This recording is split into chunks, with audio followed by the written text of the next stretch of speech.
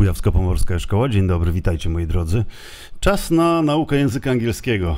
Mam nadzieję, że jesteście zwarci, gotowi. No i oczywiście stęskniliście się troszeczkę za Aleksandrą Kowalską. Dzień dobry, jaki temat dzisiaj obowiązuje? No dzisiaj już, że tak powiem, mamy ostatnie podrygi w tym roku angielskiego, więc będziemy też takie ostatnie rzeczy, co nam zostały, przerabiali. Więc dzisiaj druga część czasowników frazalnych i o tym, jak się ich uczyć i jak sobie pomagać, bo jednak są bardzo, bardzo nam potrzebne do pełnego opanowania języka.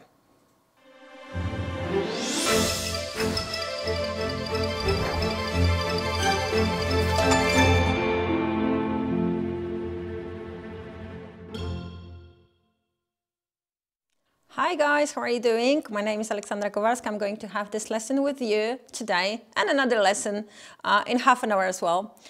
So today we're going to talk about phrasal verbs. We talked about them last week and we're going to continue this week.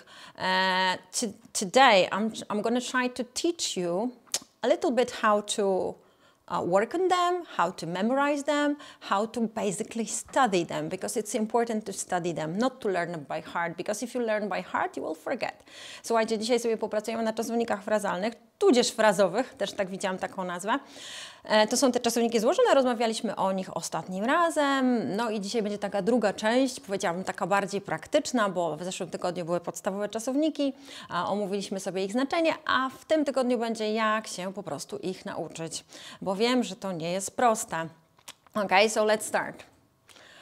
Okay, so first of all, look at the picture. This is the picture in which you have actually two phrasal verbs presented. Don't give up too soon, you must carry on. Tylko jeden z nich jest zaznaczony, carry on, czyli kontynuować, ale jeszcze wcześniej w tym zdaniu znajduje się czasownik frazalny give up, o którym mówiliśmy w ostatnim tygodniu, czyli poddać się. Nie poddawaj się zbyt szybko, musisz kontynuować, więc po tym zdaniu już widać, jak ważne te czasowniki frazalne są, żebyśmy osiągnęli taki super poziom języka angielskiego, a nie taki, wiecie, troszeczkę szkolny, wyuczony, żebyśmy po prostu bardziej swobodnie się tym językiem posługiwali. Okay, and let's switch into English. So basically, let's look at phrasal verbs and some facts about them.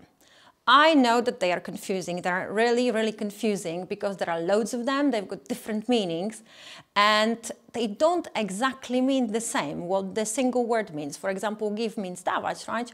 Up means do góry and give up means poddawać się. So it doesn't make any sense for us. We need to learn this and remember and study. So they are confusing and I know it and I can assure you that every teacher knows that they are confusing. So, as I mentioned, one phrasal verb can have a few different meanings. What's more, let's have a look at the example. Pick up can mean learn, like I've picked up a few words of Chinese when I was on holiday, czyli nauczyłem się kilku słów po chińsku, kiedy byłem na wakacjach i tu pick up mamy znaczenie nauczyć się. But pick up can also mean bring something, physically fetch, ale może to też oznaczać również takie zupełnie przyziemne znaczenie, przynieść coś albo odebrać kogoś, na przykład can you pick me up from the airport? I have no car, czyli możesz mnie odebrać z lotniska, bo nie mam samochodu. I jeszcze jedno znaczenie, pick up to znaczy również zakupić, tak, zdobyć, więc zobaczcie, ile znaczeń ma jeden czasownik pick up. Wszystkie są totalnie różne i można się w tym wszystkim zagubić, dlatego musimy się nauczyć, jak na tych czasownikach pracować, żeby sobie pomóc. Okay. Co więcej, the meanings of these phrasal verbs can be different because they can be literal, they can be figurative or even idiomatic. No i dochodzimy do takiego momentu, kiedy się dowiadujemy, że czasowniki frazalne to są czasowniki, które mają znaczenie takie dosłowne, które można mniej więcej jakoś, słuchajcie, wykombinować. Potem mogą mieć znaczenie przenośne, czyli figurative i jeszcze dodatkowo mogą być idiomami. Więc naprawdę jest tego mnóstwo. I spójrzmy sobie na takie jedno słówko, put up. Put up in its literal meaning means physically put on a place on a shelf or put somewhere up, right? For example, put a picture on the wall. You can put up a picture on the wall, right? Pierwsze znaczenie słowa put up, czasownika frazalnego, to jest po prostu zawiesić, powiesić, położyć na półce, powiesić, położyć gdzieś u góry. I to jest takie bardzo, nazwijmy to, podstawowe, tak? Czyli takie dosłowne. Potem mamy przenośne. Provide a place to sleep, czyli zapewnić komuś miejsce na nocleg, na przykład my friend Jessica is coming to town next week and she has nowhere to stay. Can you put her up for the night? Czy możesz ją przenocować? No i zobaczcie, to znaczenie jest zupełnie już inne. Ono tak naprawdę nie ma ani nic wspólnego ze słowem put, ani nic wspólnego ze słowem up, więc jest zupełnie dla nas abstrakcyjne. I dochodzimy jeszcze do jednego idiomatycznego put up. So idiomatically put up means deal with a situation, czyli znieść, tolerować. For example, I can't put up with all the intolerance around me. Nie mogę znieść całej nietolerancji wokół mnie. Zobaczcie, jeden czasownik, a ile różnych znaczeń. Dosłowne, idiomatyczne i przenośne. Okay, then the next problem. Are they separable or inseparable? Czy je można rozdzielić, czy nie można rozdzielić? Bo każdy czasownik frazalny składa się albo z dwóch, albo z trzech części.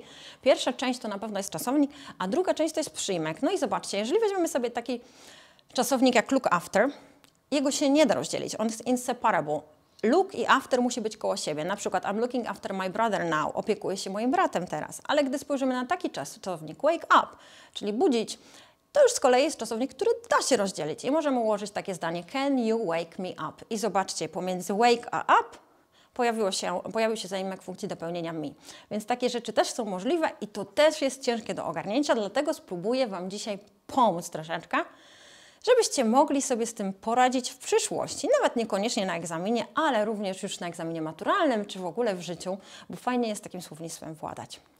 Okay, so how to learn phrasal verbs? Well, it can't be too difficult, right?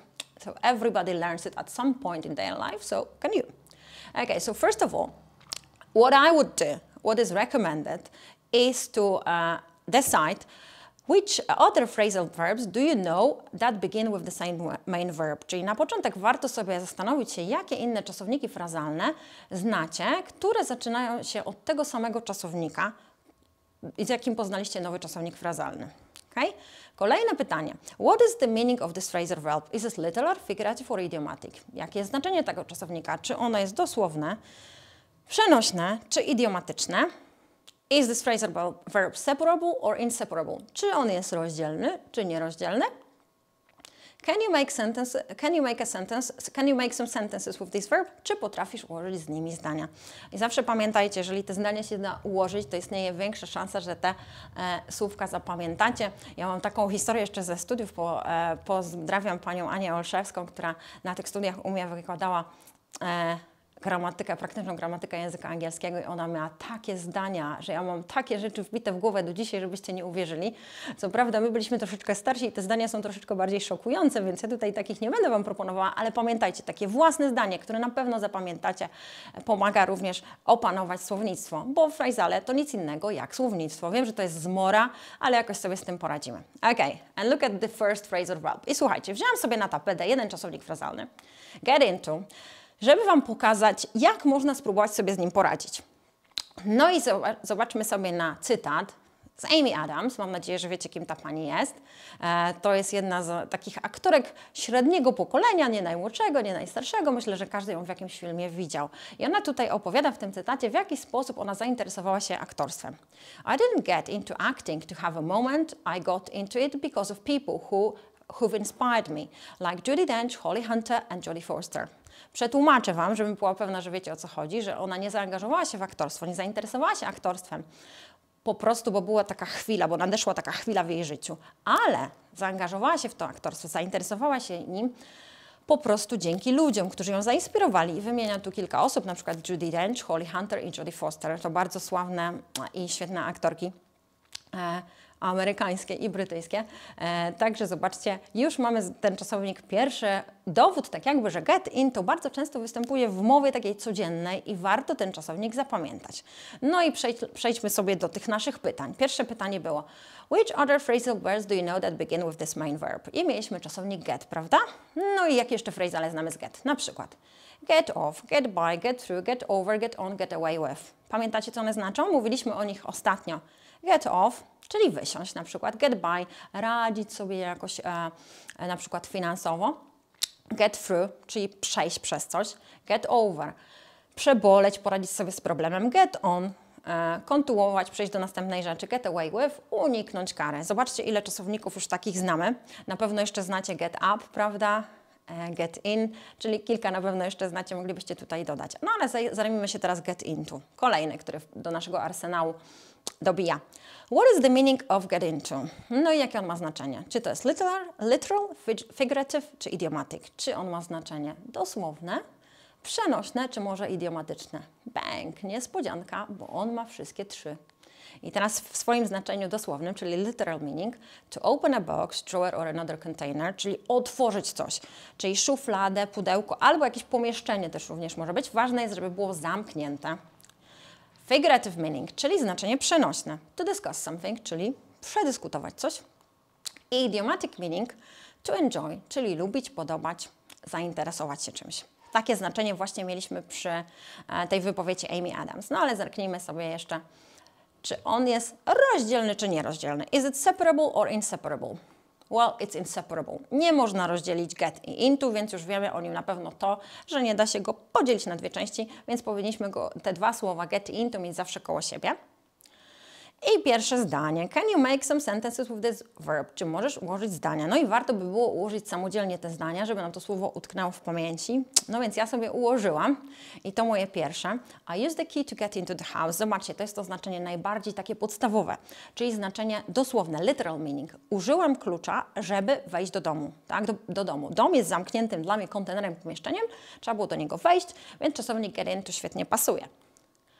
Kolejne znaczenie to będzie znaczenie figurative, przenośne. Let's get into the reasons why we're going to win this case, czyli tak jakby zagłębmy się w powody, dzięki którym uda nam się tę sprawę wygrać.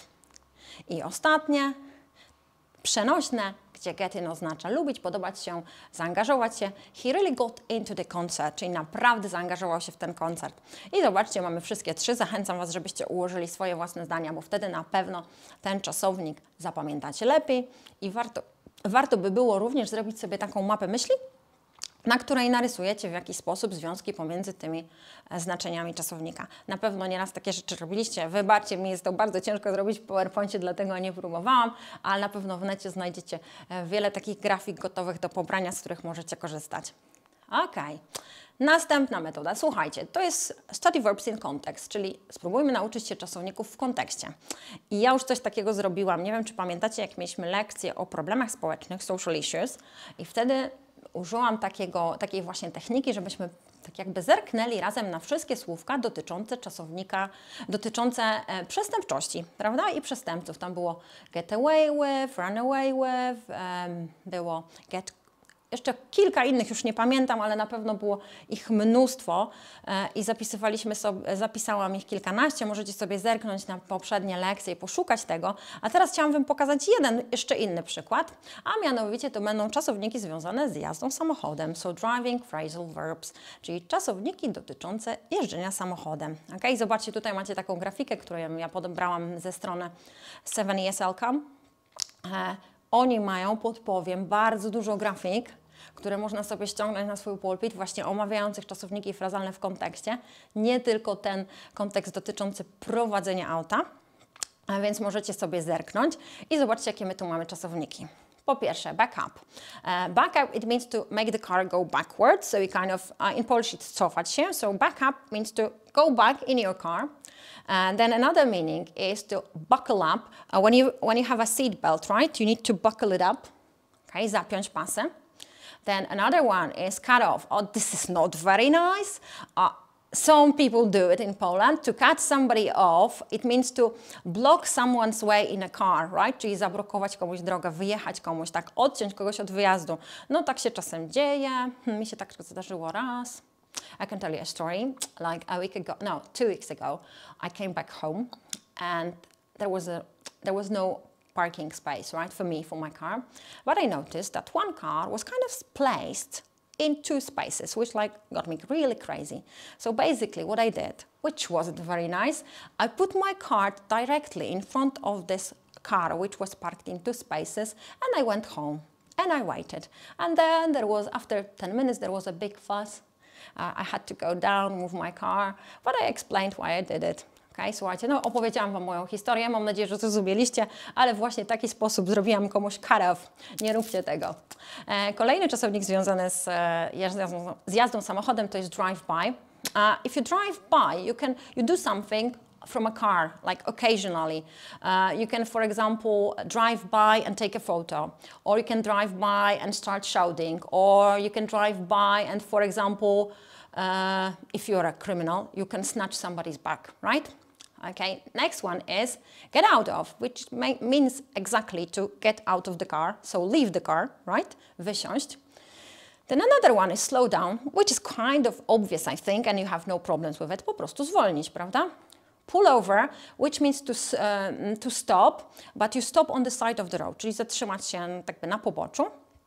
And pull in, it also means to move to the side of the road, but it kind of means that there is there can be a parking space, like you can pull in, czyli tak jakby zajechać gdzieś, tak? Nie musi to być koniecznie na boku drogi, ale może to być związane na przykład z jakąś zatoczką albo z parkingiem po prostu. Okay, so as you can see, we've got all the driving verbs in context. Okay, let's look at some other idea. Some other idea are phrasal verb stories. Kolejnym pomysłem są historie z czasownikami frazalnymi. I to jest też niezłe, bo fajnie się to wszystko zapamiętuje, a metoda na to jest taka, że mamy historię, a potem omówimy sobie wszystkie czasowniki. So look at this story.